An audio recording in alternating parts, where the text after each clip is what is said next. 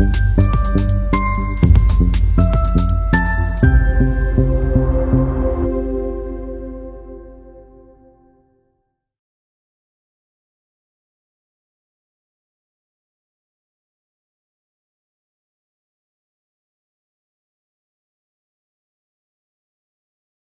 bom dia, Grupo Salos, bom dia, Grupo Salos, bom dia, franqueadora, bom dia, Olhar Certo, amo vacinas, Olhar Certo, já de novo, Sorridentes e Geolaser. Sejam todos muito bem-vindos ao podcast do Instituto. Para quem ainda não me conhece, eu sou a Fernanda Maria, faço parte do Centro de Treinamento Salos e estou aqui com ele, o Vitor, está aqui junto comigo, o coordenador do Instituto Salos. Vitor, tudo bem? Oi, Fê, tudo bem? Olá, Grupo Salos.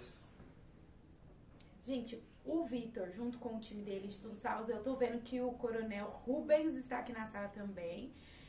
Preparou aí um podcast para vocês sobre um assunto super importante, certo, Vi?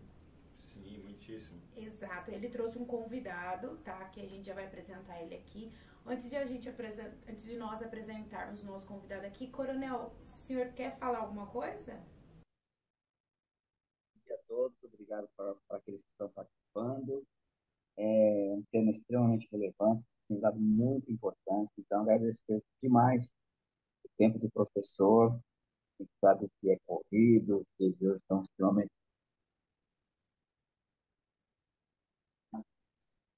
falar para a gente uma coisa completa. Uma arte, com certeza, do professor.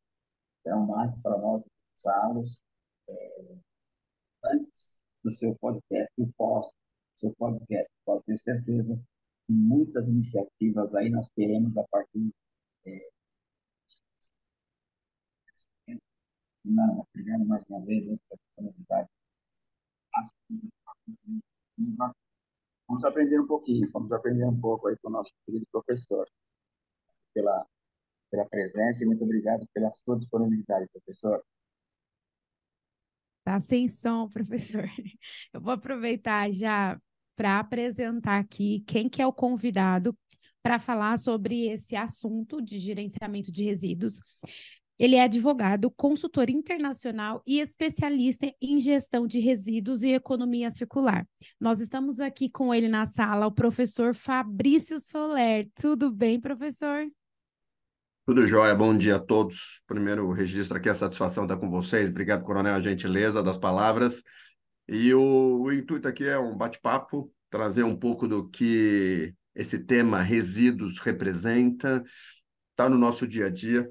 Se nós estamos aqui, graças a Deus, vivos, dialogando, conversando, se alimentando nesse ambiente, nós estamos gerando resíduo. Então, o tema é fundamental porque é indissociável do nosso dia a dia, seja tomando uma bebida, se alimentando, fazendo as atividades rotineiras, nós estamos gerando resíduo. Então, desde os resíduos mais simples até os mais complexos, desde aquele que a gente pode pegar aqui a mesa do podcast, que tem duas embalagens com água, né? Então, nós temos ali dois possíveis resíduos, que após o consumo daquela água, aquela embalagem pode ser reutilizada, ou se não encaminhada para reciclagem, dentre outras formas aí, das mais diferentes maneiras de gerenciamento de resíduos. Então, para mim é um privilégio estar aqui hoje e fico aqui à disposição para a gente fazer um bate-papo aqui dinâmico e objetivo sobre a matéria. Ai, ótimo. Antes de tudo, para quem ainda nem tem conhecimento muito profundo, tem uma prévia do que é gerenciar resíduos, eu vou pedir para o professor dar essa introdução já sobre o assunto.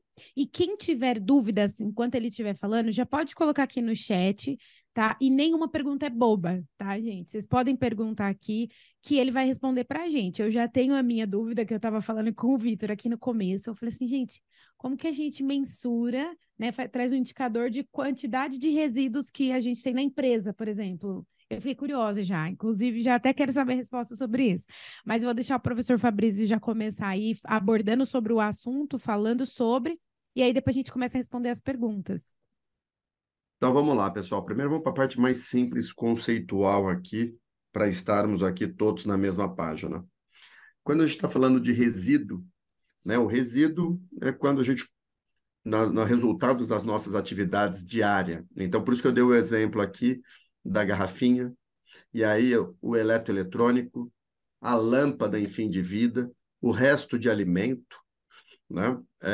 Entre outras embalagens, a bateria no fim de vida, o pneu do carro no fim de vida, vários produtos que após o uso a gente descarta, é considerado o resíduo.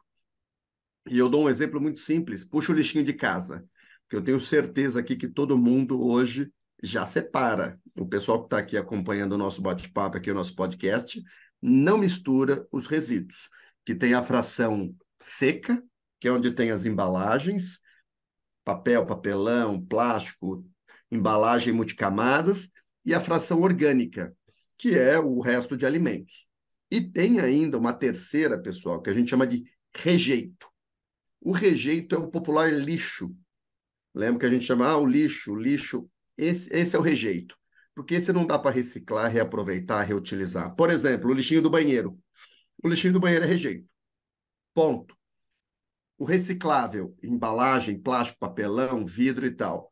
Orgânico, resto de alimentos, resto de comida, são os orgânicos. Então, isso de forma geral são os resíduos. Agora, por exemplo, se a gente vai para um estabelecimento de saúde, nós temos os resíduos chamados resíduos de serviço de saúde. Um laboratório, uma farmácia, uma clínica, um centro médico, são os RSS, o resíduo de serviço de saúde. Todo o resíduo ali gerado, como lá, vamos lá, a máscara, as luvas, entre outros equipamentos cirúrgicos, etc., são os resíduos de serviço de saúde. Na construção civil, são outros resíduos, que a gente chama resíduo da construção civil, RCC. Então, é o saco de cimento, o resto de material de construção, é o RCC. Outro exemplo de resíduo é o da indústria. Imagine aqui vocês, se a gente tivesse um processo industrial, uma indústria que fabricasse qualquer tipo de material, qualquer tipo de produto, o resíduo daquele processo produtivo é o resíduo industrial. Por exemplo, no meu escritório, eu tenho um resíduo de estabelecimento de prestação de serviço, que tem resto de papel, papelão, plástico e etc. Então, é importante que a gente tenha clareza que o resíduo, o que a lei determina? Que ele tem que ser objeto de reaproveitamento, reutilização e, se não der, reciclagem. Volto de novo à garrafinha do podcast. Então, se aquela garrafa não for reutilizada, vou dar um exemplo aqui, ó. Vou pegar aqui a minha embalagem de vidro, né? Ela está sendo reutilizada. Ela tinha um produto no começo e ela está sendo reutilizada hoje para aqui armazenar, por exemplo, as minhas cápsulas de café. Então, esse é o processo de destinação final ambientalmente adequada. A disposição é quando aquele resíduo não dá para ser reutilizado, reaproveitado e reciclado. A gente manda para o aterro sanitário. Então, isso é importante vocês terem fixado. Resíduo, reutilizar, reciclar, aproveitar. Rejeito, mandar para o aterro sanitário. Então, por exemplo, no final da vida útil de um pneu, de uma embalagem, de eletroeletrônico, ele tem que ser objeto de reaproveitamento, reutilização e reciclagem. Quando não tem mais forma de reutilizar, reciclar, ele vai para um aterro sanitário. Então, é um tema que, num primeiro momento, ele pode soar até um pouco áspero. Pô, Fabrício, mas é muito técnico. Mas o que eu coloquei logo na nossa primeira fala, se a gente está aqui, nesse ambiente, né?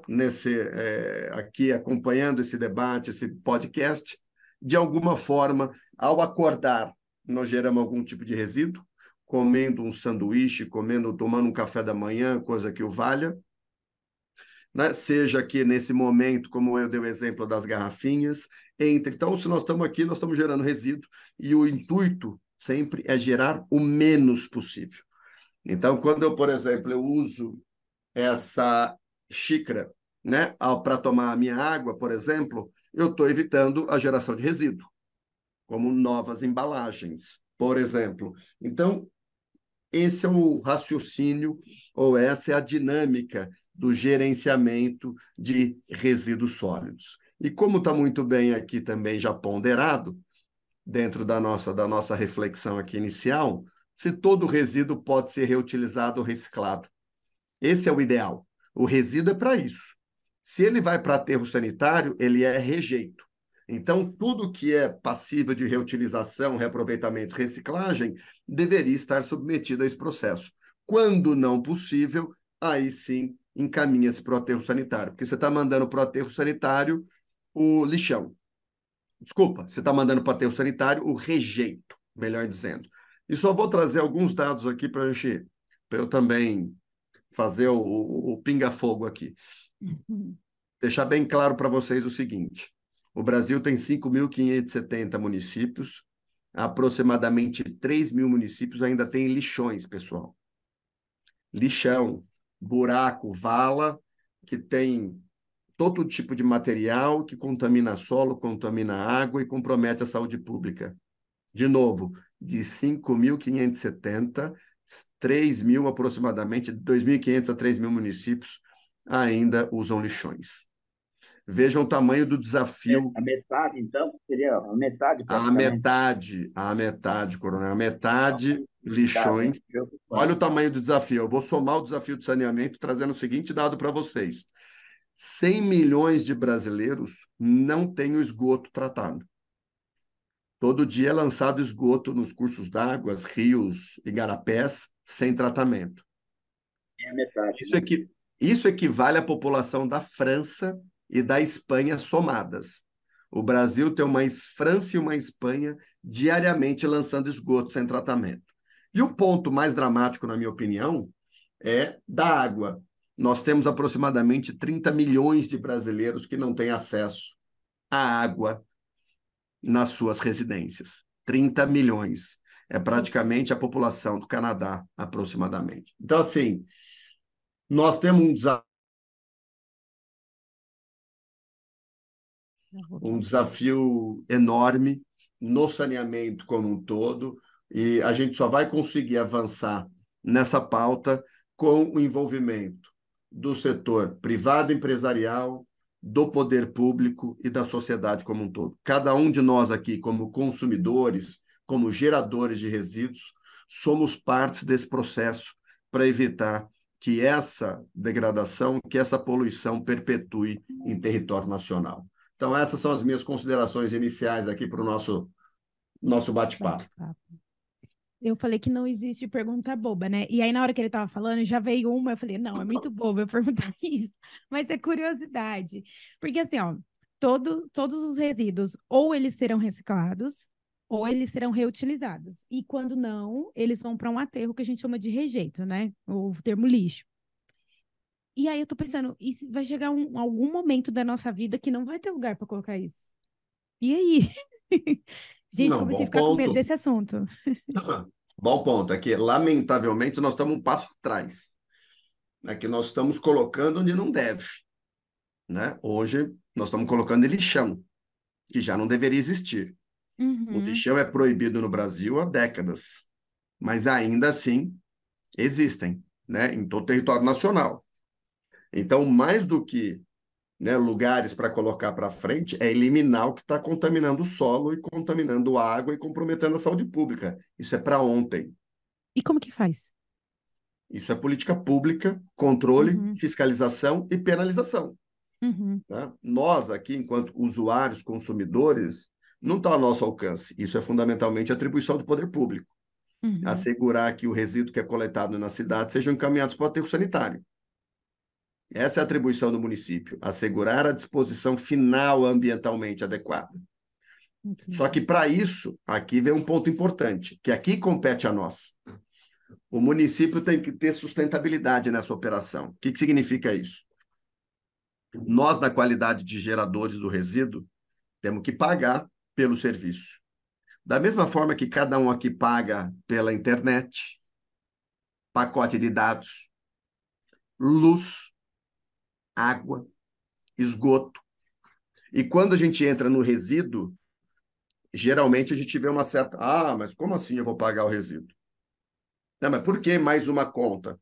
Porque é simples. Porque o município não pode cobrar por outros serviços públicos essenciais, como saúde, educação, infraestrutura, recapeamento, serviços que o município não consegue cobrar ao usuário. No caso do resíduo, ele tem o dever de cobrar ao usuário. Significa aqui pagar a taxa do resíduo. Significa aqui a tarifa do resíduo. Então, esse é um ponto, para mim, fundamental para que a gente tenha uma gestão ambientalmente adequada. Agora, por isso que eu estou falando, é parte desse processo, nós, na qualidade de geradores, cumprir com o nosso dever, que é, primeiro, reduzir a geração, na medida do possível. Se não reduziu, gerou, reciclar. Se não reciclou, fazer a disposição para que esse rejeito vá para o aterro sanitário. Mas isso é minha obrigação assegurar, junto com a municipalidade, que esse sistema tenha, né, sustentabilidade econômica e financeira. Porque senão pensa de forma prática, pessoal. De onde o município vai tirar recurso? De outras frentes que não tem cobrança. Saúde, educação, etc. Então é meio óbvio o processo. Por isso que eu trago os exemplos do... Você não paga luz? Você aperta e usa? Vocês não pagam água e esgoto quando usa? Resíduo da mesma forma. Nós somos usuários desse setor e precisamos, por consequência, né, fazer aqui, né, fazer o pagamento da contrapartida do serviço feito pelo município, que é coletar, tratar, armazenar e fazer a destinação final ambientalmente adequada. Qual que é o grande desafio que nós temos no Brasil? Geralmente esse serviço é feito longe de casa. Tenho certeza que cada um de nós aqui não ficou mais que 12 horas com o resíduo na porta. Olha, eu falei 12, mas arrisco dizer que nem 3 horas esse resíduo fica na porta. Então é algo que a gente vê distante. Então não está tão próximo à geração.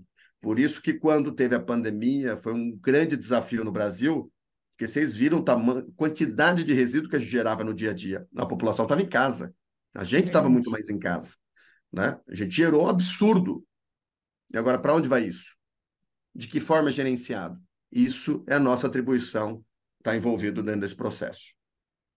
Agora, professor, a gente aqui do Grupo Salos é uma das maiores holdings de saúde e bem-estar aqui do Brasil, né, e também da América Latina, e a nossa principal operação é na área da saúde, as clínicas odontológicas, clínicas oftalmológicas, um hospital oftalmológico, clínicas de vacinação e clínicas de estética.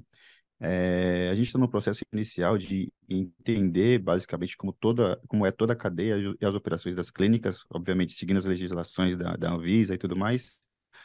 Porém, é uma preocupação nossa aqui do Instituto de como ajudar as unidades franqueadas a fazer essa gestão ideal dos resíduos.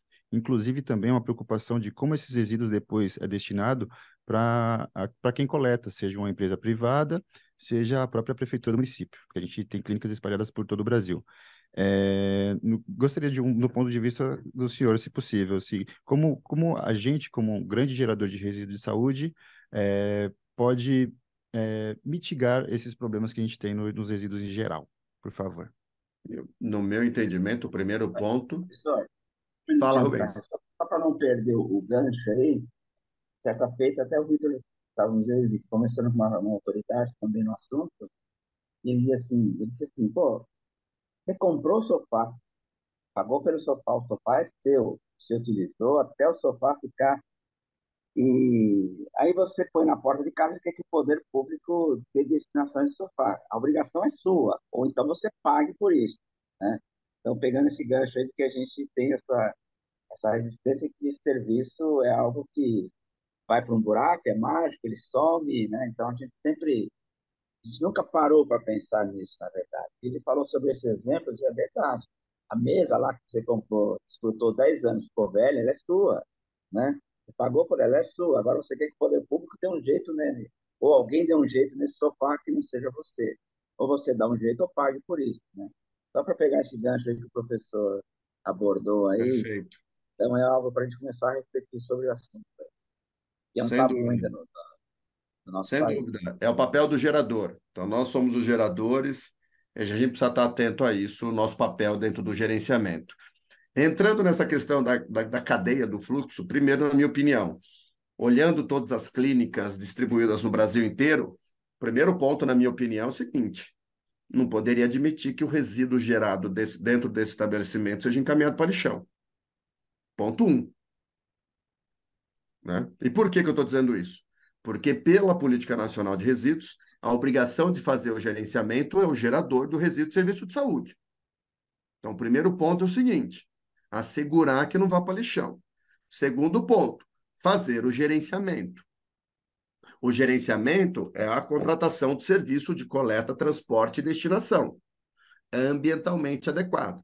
No mais das vezes, o resíduo de serviço de saúde tem a RDC 222 da Anvisa, que é a referência, né, da regulação junto com a Política Nacional de Resíduos Sólidos, para assegurar o gerenciamento ambientalmente adequado dos resíduos de serviço de saúde.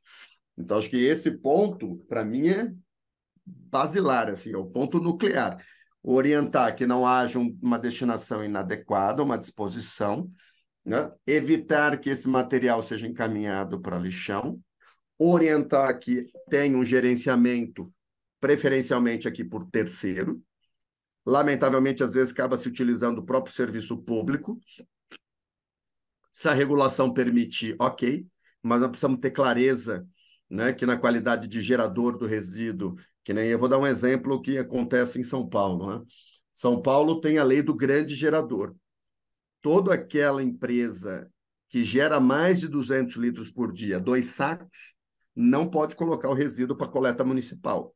O gerador tem que custear isso, contratar um serviço de coleta, transporte e destinação, para evitar que seja sobrecarregado o sistema público de resíduo sólido urbano.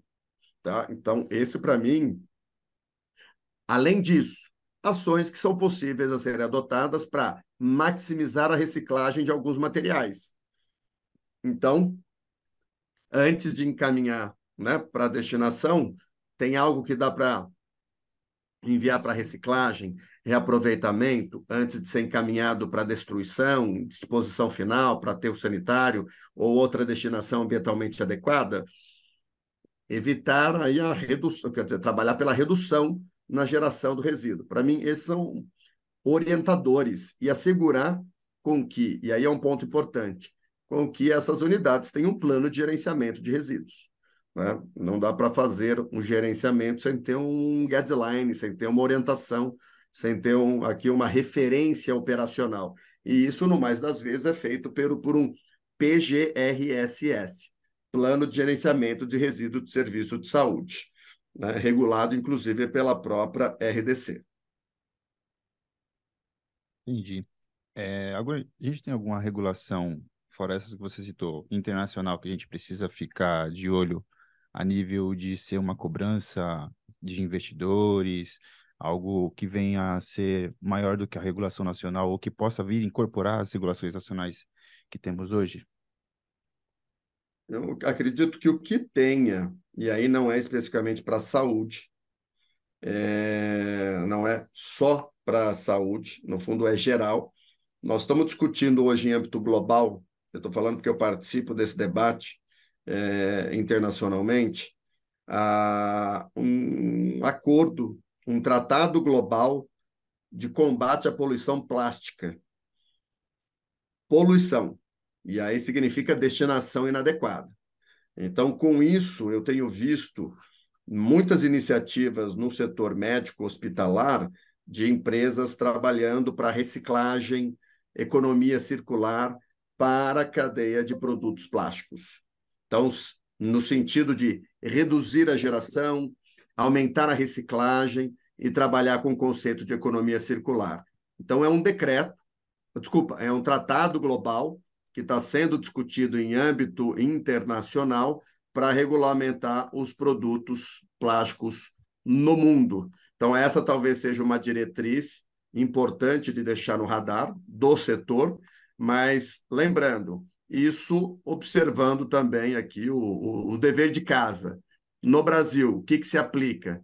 Quais são as exigências que se aplicam no Brasil aqui em termos de regulação dos resíduos? Resíduos aí, em particular, olhando serviço de saúde.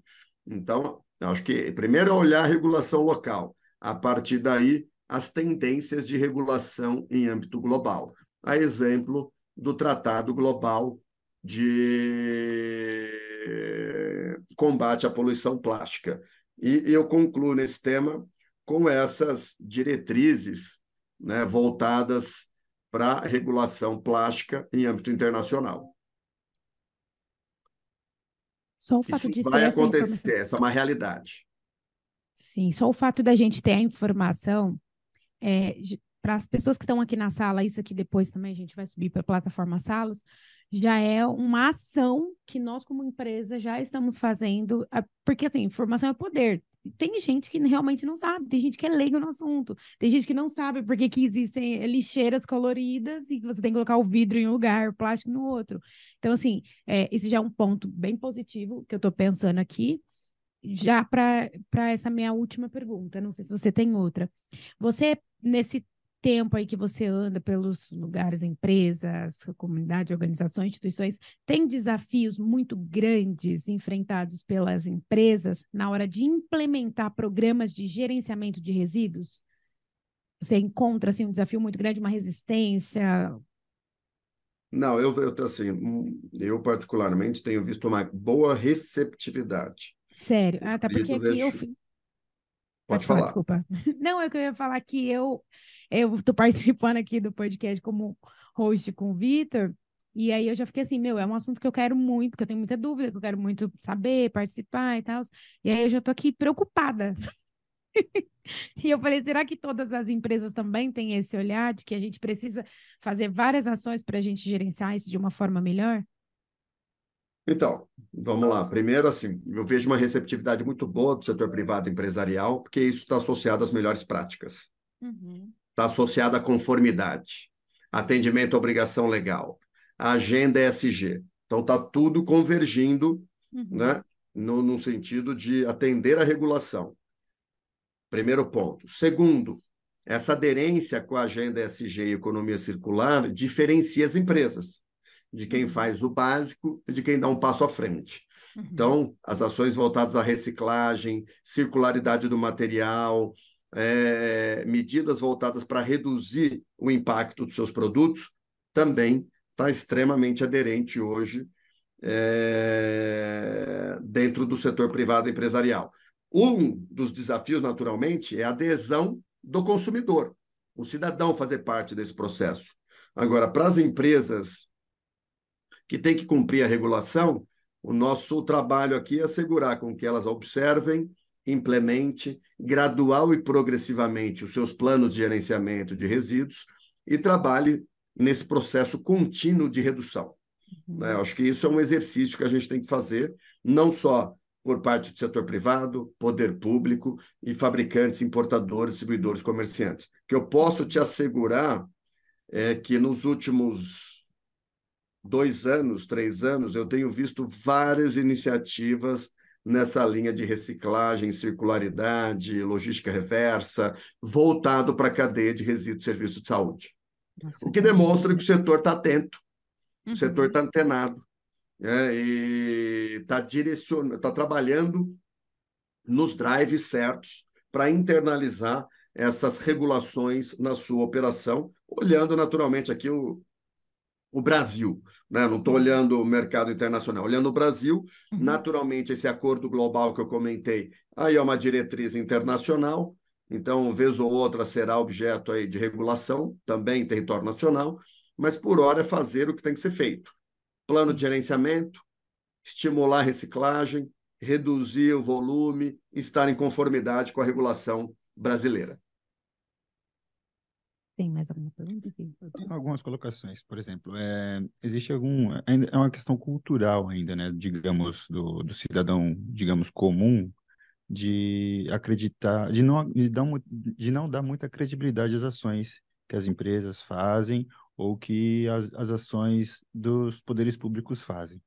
É, como a gente consegue quebrar essa barreira da desinformação, da cultura de que o que é certo precisa ser feito e continuar sendo feito, como você falou, progressivamente. Não sei se por meio de educação Daí básica, o que você acha? talvez estejamos falando aqui de um processo de comunicação, de informação, sensibilização. E, lamentavelmente, aqui estão duas frentes de trabalho. Primeiro, educação ambiental, dever do Estado. A outra é o dever de informar. Na minha opinião, tem deficiência nos dois. tanto na educação ambiental, que lamentavelmente não avança, e na informação também não. Então, aqui, o consumidor acaba ficando sem as informações necessárias, né, para adotar as melhores práticas, para aderir, para fazer o correto, e às vezes tem naturalmente uma desconfiança, né? Ah, se vai mesmo acontecer, se é isso. Quantas vezes eu já ouvi que, eu faço a separação, depois vem um caminhão, leva tudo junto. Na minha opinião, Nossa, desculpa, não interessa. Faça a sua parte. tá, Sua só parte não é querendo se separar? justificar. Exato, separe e coloque para coleta. Esse é o nosso papel enquanto consumidor, né? Mas, naturalmente, eu acredito que isso só vai haver uma maior sensibilização a partir do momento que houver a cobrança. De novo, o cidadão acredita que esse sistema se autofinancia. Não acontece desta forma. Use o mesmo modelo de água, esgoto, iluminação, telefonia, pacote de dados, TV a cabo. Você não quer o serviço? Isso custa, né? É que a questão hoje, o manejo de resíduos, de certa forma, ele é eficiente. De novo, o lixo não fica na porta de casa. Uhum. Lamentavelmente, o cidadão se distancia desse tema, né? Então, ele fica, diferentemente do apertar o botão, acende a luz ou apaga. Pacote de dados, não pagou, não entra. Água, não pagou, não sai. Não tem. Então, no questão do resíduo, na minha opinião, há um certo comodismo da sociedade em geral, e acredito que isso seria melhorado a partir do momento que tivéssemos aí uma maior sensibilização sobre o papel do usuário aqui, do gerador de resíduo dentro desse processo. Aí talvez essa questão da informação, sensibilização fosse até um pouco mais acelerada. Perfeito. Entrando agora na nossa última pergunta, até para agradecer já o tempo do professor, o tempo de vocês aí também que estão no escritório. É, deixa até a dica, quem tiver alguma pergunta, faça agora para a gente chegar nos finalmente. Mas, professor, eu queria ver do senhor qual a importância que a gente, e o valor que a gente possa dar a mais, ou talvez começar a dar, dos coletores de reciclagem que estão praticamente em subempregos, né? Normalmente nem empregos têm.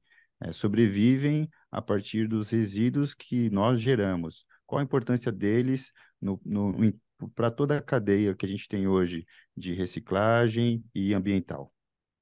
Bom, eles são fundamentais. Aqui eu vou falar das catadoras, dos catadores, das organizações, das cooperativas e associações de catadores e catadoras de materiais recicláveis. São fundamentais. Hoje, grande parte do material reciclado no país passa por esses agentes ambientais e eles são de fundamental importância para minimizar, né, o encaminhamento de materiais aí para desviar os recicláveis de uma destinação inadequada. Então, as cooperativas, as organizações de catadores e catadoras de materiais recicláveis têm um papel fundamental. A Política Nacional de Resíduos, inclusive, traz um tratamento prioritário desses agentes. Além disso, a lei de licitações dispensa de licitação a contratação desses agentes pelos municípios e, sem dúvida alguma, aqui trabalhar com as organizações, buscar dignificar o trabalho, valorizar. E aqui eu estou falando das organizações de catadores, da mesma forma que o outro universo de colaboradores que esse sistema de manejo de resíduos dispõe, dos agentes ambientais, os garis, né, os agentes de coleta. São milhares de profissionais, mulheres e homens que estão nesse segmento. E, sem dúvida alguma, aqui digno dos nossos agradecimentos e cumprimento pelo trabalho realizado. Sem dúvida alguma, são grandes responsáveis pela salubridade do ambiente que a gente vive.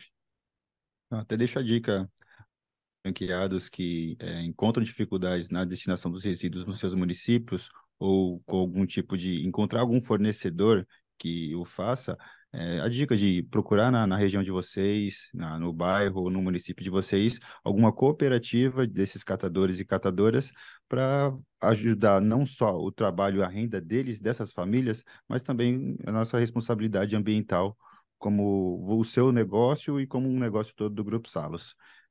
Agradeço, professor, o seu tempo, agradeço o tempo de todo mundo aqui. Fernanda, obrigado por estar comigo aqui nessa empreitada. Gostaria, professor, Primeiro, o Coronel Rubens, gostaria de fazer algumas considerações finais antes do professor, por favor? Claro, primeiro, novamente agradecer ao professor pelo seu tempo, pelas ricas informações, agradecer a Fernanda e todo o seu time pela disponibilidade da sala de podcast e parabenizar mais uma vez o Vitor pela iniciativa. E todos Travou, aqui, a Coronel. gente fica pensando que é um problema muito cultural mesmo, sabe? A gente imagina que no meu tempo de infância eu pensaria em lixo reciclável, quando passava lá o seu Augusto da carrocinha, né? Pegando com a mão o lixo, colocando na sua carrocinha, levando e tal.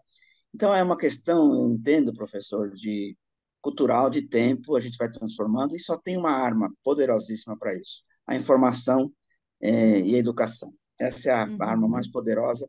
O nosso instituto tem tido essas iniciativas advindas da gente, e agora a gente tem procurado autoridades no assunto para corroborar aquilo que a gente tem falado. Então, assim, foi riquíssimo para nós, nos engrandece, nos faz mais forte e acreditar muito mais que a gente vai conseguir.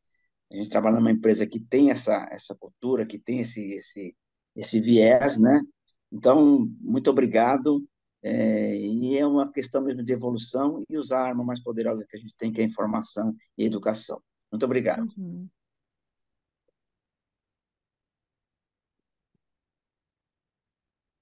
Professor, Bom, suas eu concluo considerações, por aí favor. com o Coronel, ótimas considerações. De fato é isso, nós estamos levando informação.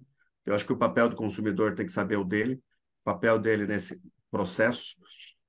Junto com a informação, a educação, para mim, a sensibilização e aí a cobrança do serviço é fundamental para o cidadão.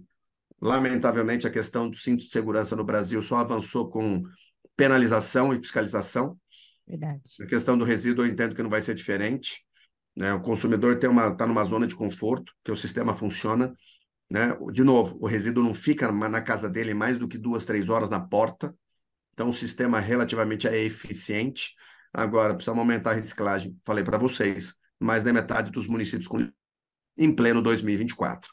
No país que será a COP, principal evento global de sustentabilidade do mundo, será hospedado no Brasil ano que vem, na COP 30. Então, assim, precisamos avançar para ontem, para a gente poder aqui ter um ambiente saudável, equilibrado e olhando aqui as perspectivas de desenvolvimento do país. Obrigado ao Instituto, cumprimento a iniciativa de vocês e a gente fica aí em contato. Para eventual aqui também, se alguém tiver interesse, maiores informações nessa área, fico à disposição. Acompanhem também no Instagram, Fabrício_Soler. E ali, vira e mexe, eu vou trazendo informações sobre o tema, compartilhando e trazendo essa informação, como o próprio Coronel colocou. Eu já vou começar a seguir, é sério, gente. Fiquei chocada com informação que eu não sabia. Muito obrigada, professor. Obrigada, Vitor. Obrigada, Coronel. Obrigada a todo mundo que participou aqui com a gente. Obrigada. Vamos finalizar aqui. Muito obrigada, viu, professor? Obrigado a vocês. Boa semana. Obrigada Valeu. igualmente. Galera que participou, eu deixei um link aqui no chat para vocês avaliarem, tá? E para a gente trabalhar um pouco mais esse tema, né, Vitor? É isso, a gente volta com outros podcasts sobre o tema futuramente. Podcast Aguardem, do Instituto. isso, aguardem, que não só será sobre sustentabilidade, mas também sobre crianças e pessoas Neurotípicas, é neurotípicas. verdade. Fiquem ligados nos canais oficiais. Tchau, gente.